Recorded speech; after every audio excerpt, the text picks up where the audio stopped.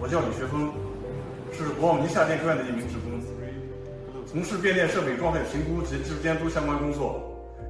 现在在巴基斯坦协助指导8方工程师进行换零站运维检修工作。来到这里，我发现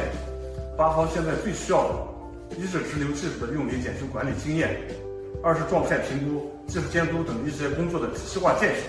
所以我们就边干边教，8方的同事们边干边学。莫拉投用不到2年的时间，8方工程师直流运检能力得到了很大的提升，